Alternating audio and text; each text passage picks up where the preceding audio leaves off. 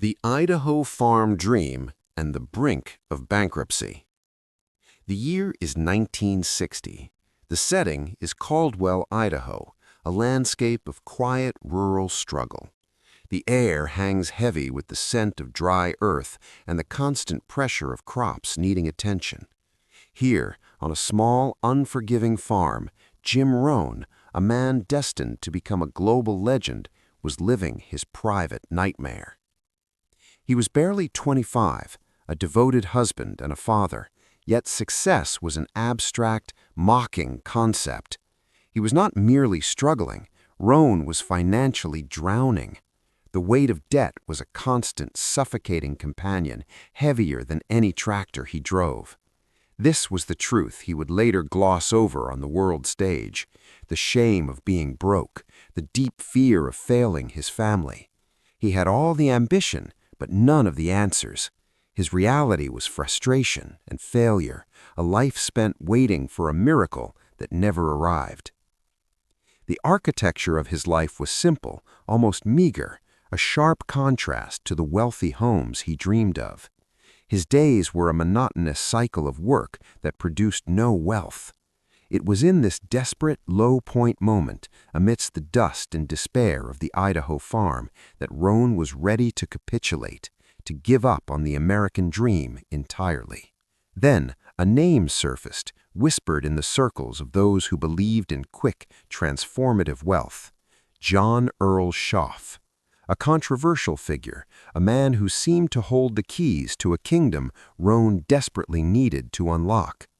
This encounter would soon force Rohn to abandon his familiar world and step onto a path paved with uncertainty, high-stakes decisions, and massive risk. The controversial mentor and the shift in perspective. The move was abrupt, fueled by financial panic and a glimmer of hope. Jim Rohn was now in the orbit of John Earl Shoaff, a pioneer in the budding world of personal development and network marketing. Shoaff was magnetic, charismatic, and deeply controversial. He spoke of massive wealth and instant transformation using high-pressure tactics that in those days shocked and divided people. Rohn was caught in a deep ethical bind. The aggressive, almost predatory business model clashed with the simple, hard-working values of his Idaho upbringing. Yet the results were undeniable. Rohn's involvement with Shoaff marked his first colossal financial leap. The money poured in, faster and in greater amounts than he had ever imagined. But this sudden, rapid success came with a heavy, unstated price: profound tension in his personal life.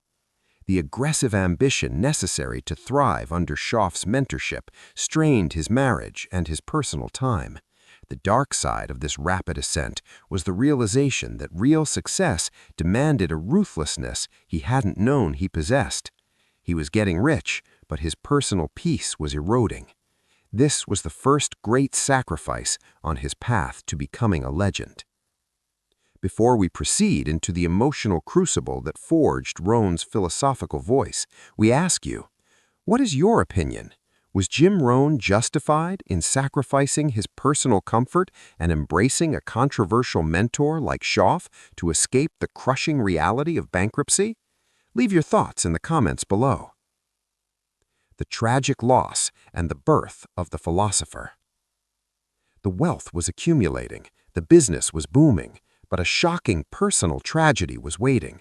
A profoundly emotional event struck Rohn, forcing him to halt his relentless climb. Details of this specific, painful loss had been kept intentionally private, but its impact on the philosopher's soul was immense. This period of intense sadness and introspection served as the unexpected crucible.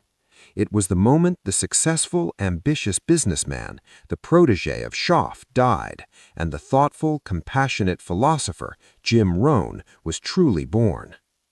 His early speeches following this tragedy were raw, unfiltered, and deeply resonant, born not of strategy, but of genuine grief and hard-won wisdom. The lessons he shared were no longer just about profit margins and sales tactics. They were about the profound search for meaning that emerges only after experiencing the fragility of life. This was the true, painful source of his famous teachings on value, time, and legacy. The greatest depth in his motivational message came directly from his greatest sorrow. Thank you so much for staying with us through this incredible journey into the life of Jim Rohn. Your commitment to understanding the full story, not just the highlights, is what makes this documentary possible. The best is truly yet to come as we dive into the fierce rivalries that defined his career. Intrigue, rivalry, and the speaking circuit wars. With his new philosophical voice, Rohn's renown soared. He moved his base closer to the hub of the speaking world, into the vibrant, high-stakes environment of Southern California.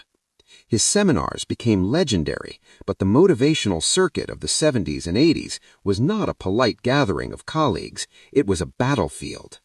Rohn, with his quiet intensity, became a major player, drawing the fierce jealousy and ruthless competition that defined the era. The intrigue was constant, the rivalries intense. There are specific rumors, nearly impossible to believe, that persisted among industry insiders. Tales of a key speech concept being ruthlessly stolen by a contemporary, or a high-profile public disagreement on fundamental principles that led to a permanent schism between Rohn and another major voice. These controversial events were strategically minimized by his handlers, but they created lasting whispers among his dedicated followers. This chapter reveals the high cost of maintaining integrity in a world built on ego and salesmanship. Rohn had to constantly navigate backstabbing and professional sabotage to solidify his unique position as the ethical philosopher among the hucksters. The stage was set, and the spotlight was relentless. The lasting legacy and the unwritten rule. Rohn's legacy, built on principles like work harder on yourself than you do on your job, endures globally. But as we look back over his life, from the struggling Idaho farm to the controversies surrounding Shoaff and the profound tragedies, the question remains, what was the real, unwritten code of success he lived by?